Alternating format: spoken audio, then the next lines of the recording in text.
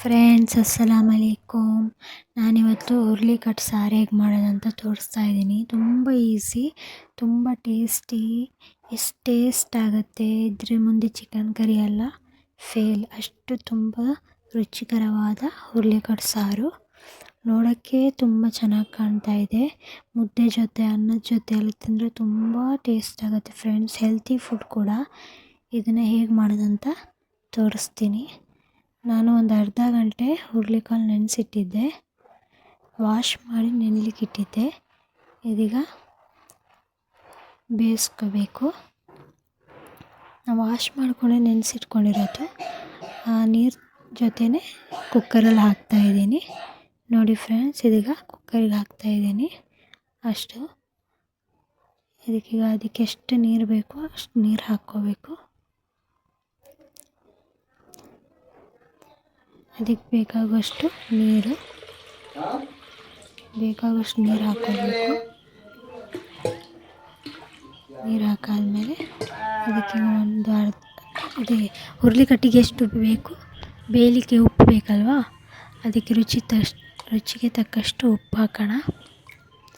ನೋಡಿ ಫ್ರೆಂಡ್ಸ್, ಈಗ ಉಪ್ಪು ಹಾಕಿದ್ದೀನಿ. ಇದೀಗ ಮುಚ್ಚಳ ಕ್ಲೋಸ್ ಮಾಡಿ ಗ್ಯಾಸ್ ಸ್ಟವಲ್ಲಿ ಇಟ್ಟಿದ್ದೀನಿ. ಇದೀಗ 5-6 ವಿಸಿಲ್ ಬರೋ ತನಕ ಕಾಯೋಣ. ಅದು ವಿಸಿಲ್ ಬರೋ ತನಕ ನಾವಿಲ್ಲಿ ಮಸಾಲೆ ರೆಡಿ ಮಾಡ್ಕೊಳ್ಳೋಣ. ಒಂದು ತವದಲ್ಲಿ 2 ಟೇಬಲ್ ಸ್ಪೂನ್ ಆಯಿಲ್ ಹಾಕ್ಕೊಳ್ಳೋಣ. ತವ ಬಿಸಿ ಆದಮೇಲೆ 2 ಟೇಬಲ್ ಸ್ಪೂನ್ ಆಯಿಲ್. ಅದಕ್ಕೆ ಬ್ಯಾಡಿಗೆ ಮೆಣಸಿನ್ಕಾಯಿ ತೊಗೊಂಡಿದ್ದೀನಿ, ಒಂದು 5-6. ಚೆನ್ನಾಗಿ ಹುರ್ಕೋಬೇಕು. ಚೆನ್ನಾಗಿ ಹುರ್ಕೊಳ್ಳೋಣ. ಸ್ವಲ್ಪ ರೋಸ್ಟ್ ಥರ ಆಗಬೇಕು. ಚೆನ್ನಾಗಿ ತುಂಬ ಟೇಸ್ಟ್ ಆಗುತ್ತೆ ಫ್ರೆಂಡ್ಸ್. ಒಬ್ಬೊಬ್ಬರು ಒಂದೊಂದು ಮೆಥಡಲ್ಲಿ ತೋರಿಸ್ತಾರೆ. ಈ ಟೈಪು ನೀವು ಒಂದು ಸತಿ ಮಾಡಿ ನೋಡಿ, ತುಂಬ ಟೇಸ್ಟಾಗುತ್ತೆ. ತುಂಬ ಟೇಸ್ಟಿಯಾಗಿರುತ್ತೆ. ಮತ್ತೆ ಮತ್ತೆ ಮಾಡಿಕೊಂಡು ತಿಂತೀರಾ ನೀವು, ಅಷ್ಟು ಚೆನ್ನಾಗಿರುತ್ತೆ. ನೋಡಿ ಫ್ರೆಂಡ್ಸ್, ಇದೀಗ ಚೆನ್ನಾಗಿ ಫ್ರೈ ಆಗಬೇಕು.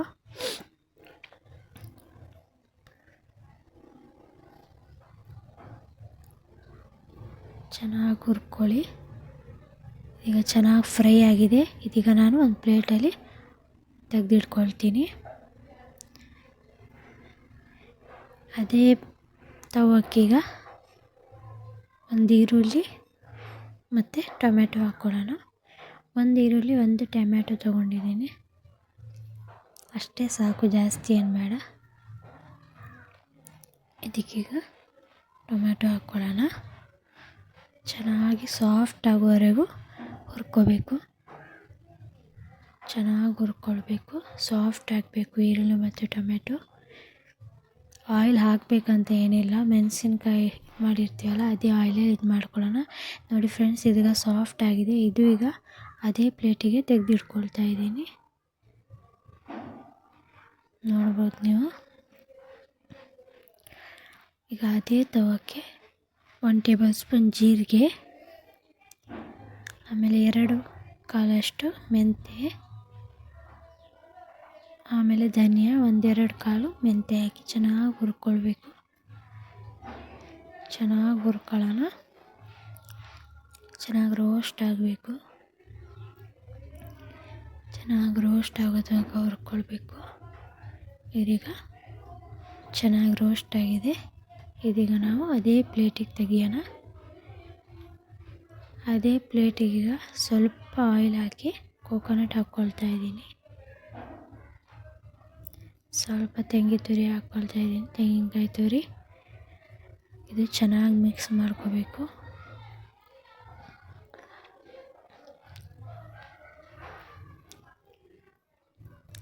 ಚೆನ್ನಾಗಿ ಮಿಕ್ಸ್ ಮಾಡ್ಕೊಳ್ಳಿ. ಫ್ರೆಂಡ್ಸ್, ಇದೀಗ ಚೆನ್ನಾಗಿ ಹುರ್ಕೋಬೇಕು. ಇದಕ್ಕೀಗ ಅರ್ಧ ಟೇಬಲ್ ಸ್ಪೂನ್ ಅರಿಶಿನ ಹಾಕೋಣ.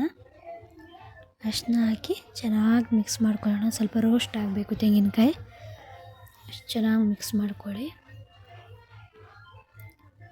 ತುಂಬ ಟೇಸ್ಟ್ ಆಗುತ್ತೆ ಫ್ರೆಂಡ್ಸ್. ನೀವು ಕೂಡ ಮನೆಯಲ್ಲಿ ಟ್ರೈ ಮಾಡಿ. ಒಂದು ಸತಿ ಟ್ರೈ ಮಾಡಿದ್ರೆ ಸಾಕು, ಮತ್ತೆ ಮತ್ತೆ ಮಾಡಿ ತಿನ್ನಬೇಕು ಎಂಬ ಆಸೆ ಆಗುತ್ತೆ. ಅಷ್ಟು ರುಚಿಕರವಾಗುತ್ತೆ ಹುರುಳಿಕಟ್ಟು ಸಾರು.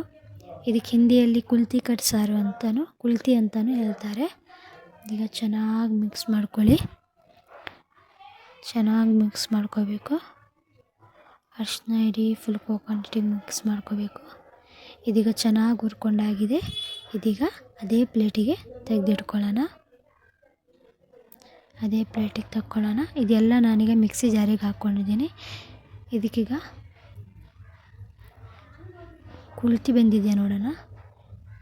ಹುರುಳಿಕಾಳು ಬೆಂದಾಗಿದೆ. ಇದರ ನೀರು ಸಪ್ರೇಟ್ ಮಾಡ್ಕೋಬೇಕು. ನೀರು ಮತ್ತು ಕಾಳು ಸಪ್ರೇಟ್ ಮಾಡ್ಕೋಬೇಕು. ಇದೆಲ್ಲನೂ ಸಪ್ರೇಟ್ ಮಾಡ್ಕೊಳ್ತಾ ಇದ್ದೀನಿ. ನೋಡ್ಬೋದು ನೀವು ಹುರುಳಿಕಾಳು ನೀರು ಯಾವ ಥರ ಕಲರ್ ಇದೆ ಅಂತ ನೋಡಿ ಫ್ರೆಂಡ್ಸ್. ನೀರಿಗಿಂತ ಕಾಲೇ ಜಾಸ್ತಿ ಇದೆ ಇದರಲ್ಲಿ. ಇದೀಗ ನೋಡ್ಬೋದು ಸಪ್ರೇಟ್ ಮಾಡ್ಕೊಂಡಿದ್ದೀನಿ. ಸಪ್ರೇಟ್ ಮಾಡ್ಕೊಂಡಾದಮೇಲೆ ಅದೇ ಮಿಕ್ಸಿ ಜಾರಿಗೆ ಸ್ವಲ್ಪ ಬೆಂದಿರುವಂಥ ಹುರುಳಿಕಾಳು ತೆಗೆದು ಹಾಕ್ಕೋಬೇಕು. ಗ್ರೈಂಡ್ ಮಾಡ್ಕೊಳ್ಳಿಕ್ಕೆ ಇದೀಗ ನೀರು ಹಾಕಿ ನೈಸಾಗಿ ಗ್ರೈಂಡ್ ಮಾಡ್ಕೊಳ್ಳೋಣ. ನೋಡಿ ಫ್ರೆಂಡ್ಸ್, ಎಷ್ಟು ನುಣ್ಣಗೆ ರುಬ್ಕೊಂಡಿದ್ದೀನಿ. ಇದೀಗ ಒಗ್ಗರಣೆ ಕೊಡೋಣ. ಈಗ ಅದೇ ಕುಕ್ಕರ್ನ ವಾಶ್ ಮಾಡ್ಕೊಂಡು ತಗೊಂಡಿದ್ದೀನಿ. ಅದೇ ಕುಕ್ಕರಿಗೆ 1 ಟೇಬಲ್ ಸ್ಪೂನ್ ಆಯಿಲ್ ಹಾಕಿ, ಸಾಸಿವೆ, ಒಂದು ಅರ್ಧ ಟೇಬಲ್ ಸ್ಪೂನ್ ಜೀರಿಗೆ, ಸ್ವಲ್ಪ ಕರಿಬೇವು ಸೊಪ್ಪು ಹಾಕಿ ರುಬ್ಬಿರುವಂಥ ಮಸಾಲ ಇದಕ್ಕೆ ಹಾಕ್ಕೋಬೇಕು.